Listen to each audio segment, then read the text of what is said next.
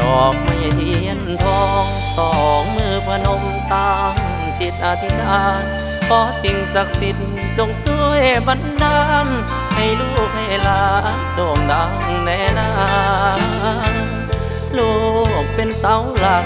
หาเลี้ยงครอบครัวบิดรมารดาช่วยดลใจให้แฟนเมตตาสมปรารถนาที่ลูกตั้งใจขอกราบวอนว่าองค์เสด็จพ่อแทนคำเลืองให้ชีวิตลูกเจริญรุ่งเรืองทุกเส้นทางเดินอย่ามีโผยภัย